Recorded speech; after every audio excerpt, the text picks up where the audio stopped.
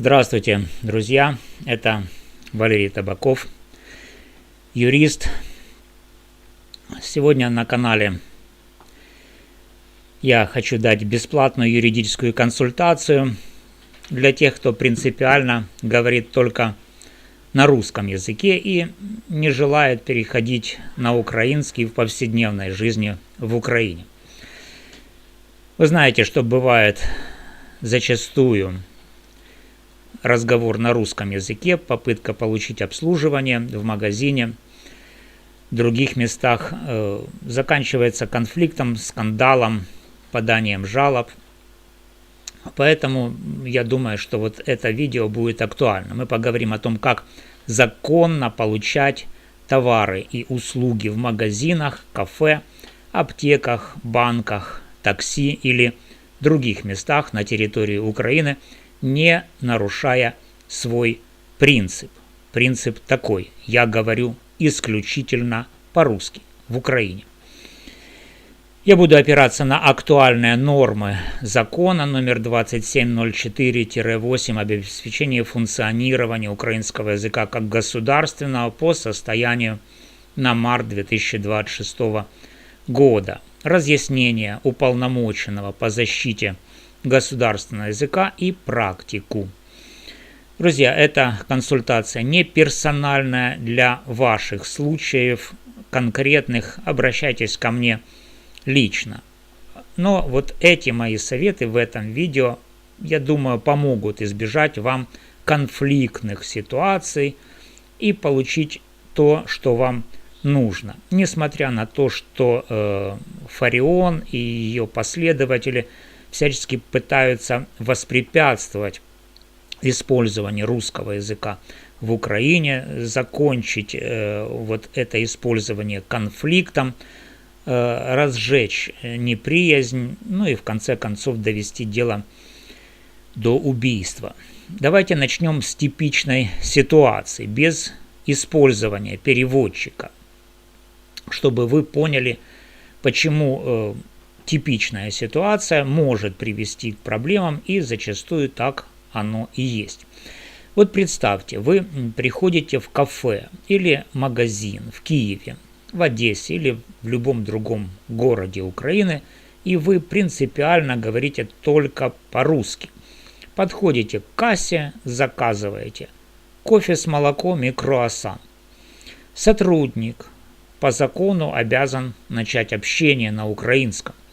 «Добрий день, що бажаєте?» Вы продолжаете по-русски, не реагируя на украинский, повторяете свой заказ. А сотрудник может упорно отвечать на украинский. Латте з молоком 85 гривень.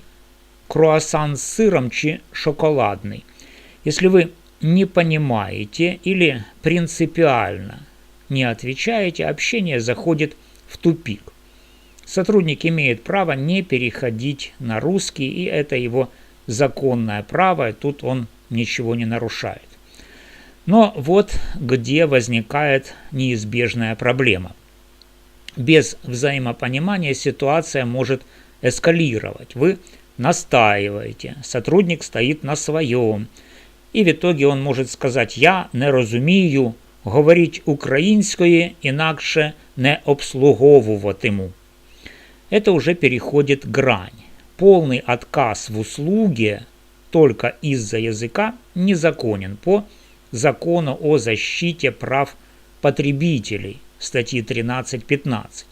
Но на практике это приводит к конфликту, потере времени, нервов и даже вызову полиции, если кто-то начнет кричать или снимать видео агрессивно. Без инструмента для моста между языками вы рискуете остаться без услуги, создать скандал или просто уйти ни с чем. А сотрудник, если жалуется, получит только предупреждение за языковой аспект, но вы ничего, кроме раздражения. В 2025-2026 годах такие случаи участились, особенно в западных регионах, где языковая политика строже. Например, в 2025 году только из Харьковской области поступило 374 жалобы на нарушение языкового закона, в основном по обслуживанию, вывескам и рекламе. А по всей Украине тысячи обращений, включая случаи отказа в обслуживании на русском языке. А теперь перейдем к главному, как избежать этого и законно получить услугу с помощью переводчика, такого как, например, Google Translate. Это, друзья, ваш идеальный инструмент. Он позволяет сохранить принцип только русский язык, но обеспечить дополнительно к этому понятное общение и законное. Закон не запрещает использование приложений, а вы имеете полное право просить повторить фразы для перевода. И вот подробная инструкция, как действовать в такой ситуации шаг за шагом. Во-первых, подготовьтесь заранее. Установите Google Translate на телефон. Это бесплатно в App Store или Google Play. Включите режим «Разговор», иконка двух микрофонов. Выберите языки. Слева русский ваш, а справа украинский для сотрудника. Включите автоопределение для входящей речи. Заранее потренируйтесь. Говорите по-русски, приложение озвучивает на украинском. И наоборот. Скажите что-то на украинском, а приложение озвучит это на русском. Также подготовьте базовую фразу на екрані. Будь ласка, повторіть повільніше, я перекладаю в телефоне. Пожалуйста, повторите медленнее, я перевожу в телефоне. Это снимет напряжение сразу. Подробная инструкция мною будет запущена в конце этого видео, вы увидите это. Далее, второе. Начните общение вежливо. Подходите к сотруднику, держите телефон наготове экраном наружу. Говорите по-русски. Здравствуйте, я говорю только по-русски. Пожалуйста, говорите медленнее, я буду переводить через приложение. Покажите экран с переводчиком или озвучьте фразу через него. Это дает понять, что вы не игнорируете, а пытаетесь общаться. Далее, если вы чего-то не поняли, просите повторить. Сотрудник скажет на украинском «Добрый день, чим допомогти?» А вы просите «Повторите, пожалуйста, медленнее» или озвучьте через приложение. Когда он повторит, направьте микрофон телефона к нему. Приложение переведет на русский и покажет текст. Вы отвечаете по-русски в микрофон. Приложение озвучит на украинском для сотрудника. Повторяйте цикл, просите повторить столько раз, сколько нужно. Это ваше право на понятную информацию по закону о защите прав потребителей. Сотрудник не может отказать в повторении без причины. И далее. Фиксируйте все, если возникают проблемы.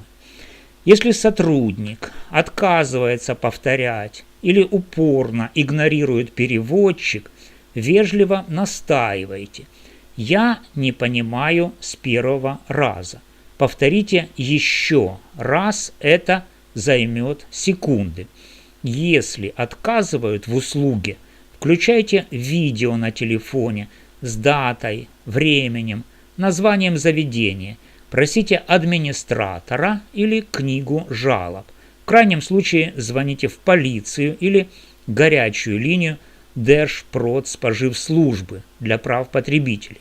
Штрафы для бизнеса возможны до 3400 гривен, но до этого лучше не доводить. И выбирайте места, будьте терпеливы. В туристических зонах Киев, Одесса, Львов или крупных сетях АТБ, Сельпо, Макдональдс, переводчик работает идеально. Персонал привык к иностранцам и терпелив. В маленьких заведениях может быть сложнее, но в 90% случаев все решается. Если не получается, вы можете просто уйти в другое место. Друзья, используя этот подход, вы сохраняете свой принцип, что вы говорите исключительно на русском языке и получаете услугу без конфликтов. Это полностью законно и эффективно на 2026 год. Пример реального использования Google Translate я сейчас вам продемонстрирую.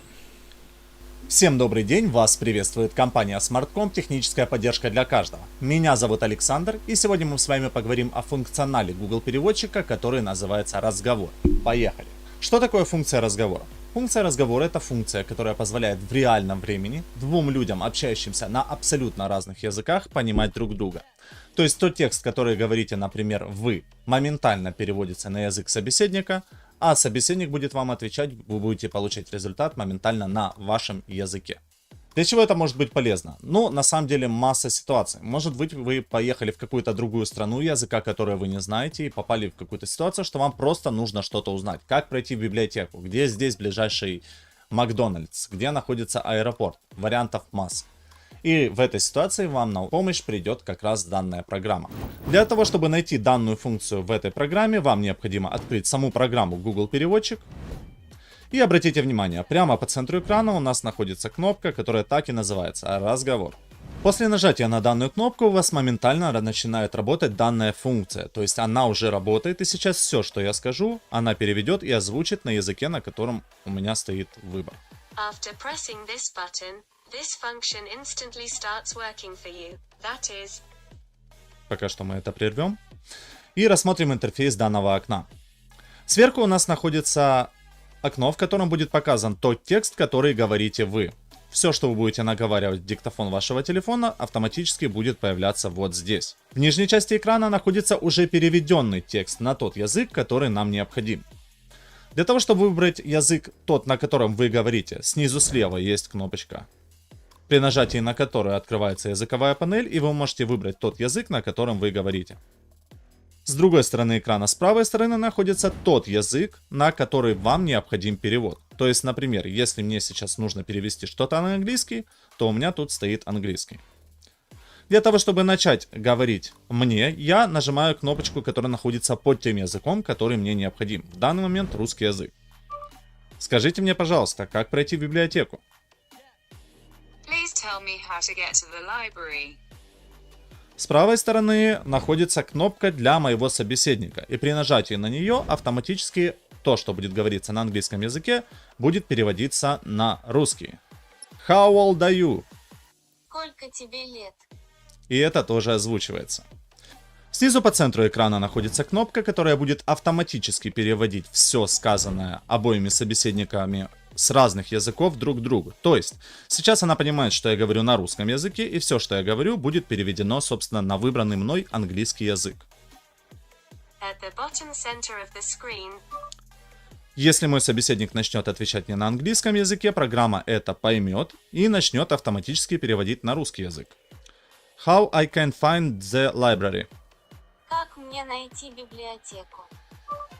Как мне найти библиотеку? How can I find the library?